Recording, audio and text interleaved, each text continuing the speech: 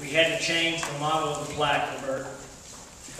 Bert, yours has a longhorn engraved right in the middle of the plaque.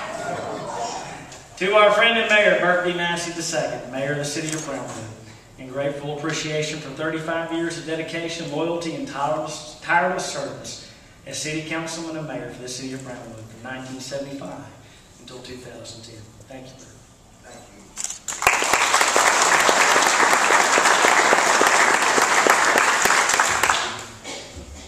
My dear friend, Representative Keffer, I know had to leave. Mayor Haynes, new members of the City Council, my friends whom I've served with the City Council over all these years, and staff and friends. I never expected you to live long enough I hate doing this. I never expected to live long enough to be so praised. As I said when I announced that I was not going to run for re-election, serving as mayor of the city of Brownwood has been the great honor of my life. And I cannot tell you how overwhelmed I am with all of the kind comments that I've heard from friends and neighbors and citizens of the community. And of course, this ceremony today is truly overwhelming. I don't know what I'm going to do without being on the city council, but it'll dawn on me in about a couple of weeks when I'll wake up and think, I'm late again to a city council meeting. I need to hurry and get my time on. I'm not sure what I'm going to do with all of those. It helps if you're the mayor of a community or a council member to serve with wonderful city managers. And that has been my great privilege. Two of them, three counting Bobby, are here today. When I was on the council, my good friend Harry Miller Jr. Harry, I appreciate you and your bride being here today, was the city manager. And Harry sort of took me under his wing, and I know looked at me as the loudest city councilman he's ever had to put up with. But he did. He put up with me. He was followed in office by my dear friend, the late Virgil Gray. Virgil helped me raise my son as we would go to the deer lease. Little Bert couldn't say Virgil, so he called him Virgil. And whatever he wanted to do was all right with Virgil. On one occasion, we were out on the deer lease, and I killed a rattlesnake. And Virgil and little Bert were with me, and we decided, Bert, let's go take a look at the snake. But he wouldn't have anything to do with the snake. He crawled in Virgil's pocket till I went out and made sure the snake was dead. And then we let him cut the rattles off. But by the time we got home, he killed the snake.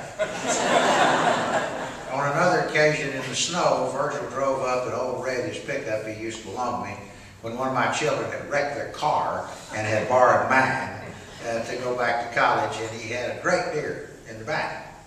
And we all got up from the dinner table and went out to see Virgil's deer, and I said, well, great, it's nice for you to bring the deer back, but it really wasn't necessary. And he said, well, I wanted little Bert to understand what we were going out there for, and I didn't think you were ever going to show him. And my dear friend Gary Butts, serving with Gary was a delight for 12 long years. I never had a crossword with any of them. And then there's Bobby Roundtree, who has overcome a terrible deficiency in education to rise to being the best city manager in the state of Texas. He's a graduate of Texas Tech, but we took him under our wing and showed him what to do despite all the years of experience he's had in Baytown. The last 2.5 years with Bobby have been an absolute delight. With all of these men, not only did we serve together, but they became my friends. And I appreciated them so much in their devotion in a hard job. The only thing I could think of being worse than a city manager is to be a Baptist preacher in a split church. But they managed to overcome it.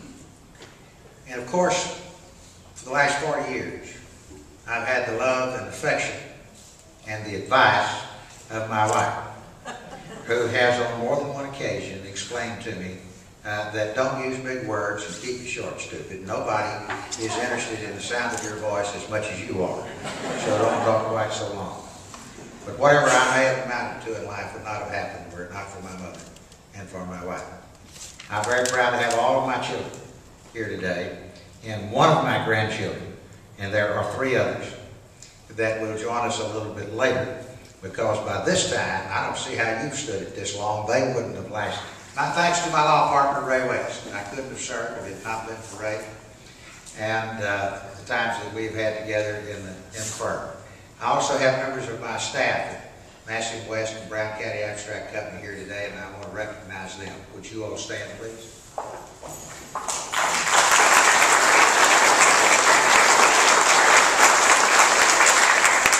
This is only a part of them, and they're all indispensable, but I must pay special tribute to one who has been with me all of my years of working in Brownwood as an adult.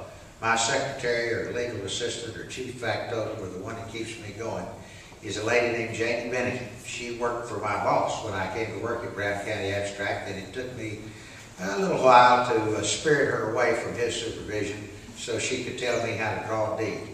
And I couldn't have done anything, practice law, be mayor, or anything else had it not been for Janie. Thank you, Janie.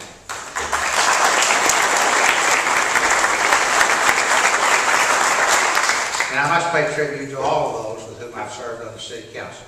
I never tried to rig a city council election, despite the fact that I got credit for it. But nevertheless, we all learned to work together. We all appreciated the fact that we were all there to try to do the best we could, as God gave us life to do so, for the citizens of Brownwood and for this community that we all love so much. I've told the story many times that when I left here to go to college, I'd shaken the dust of this little town off my heels for the last time, and never expected to live again in Brownwood, Texas. But I'm a classic example of a God-led life. Now, watch me, I didn't say God-lived life, I said God-led life. For what I do and where I do it, and the privilege that I have to live in this community has to be the intervention of the good Lord and the help of a lot of good friends. Because His plan for me was definitely not what mine was, and fortunately His won out over mine. No place in the world has better people. No place in the world gives you the opportunity to have better friends who care about you. And most of them, a good many of them as representatives of a lot of others, have spoken today. I couldn't echo more strongly Daryl's words about Robert and Fred and Stuart and others, some of whom are gone, for what they've done for this community, for what they've done for me, and for what they've done for my family.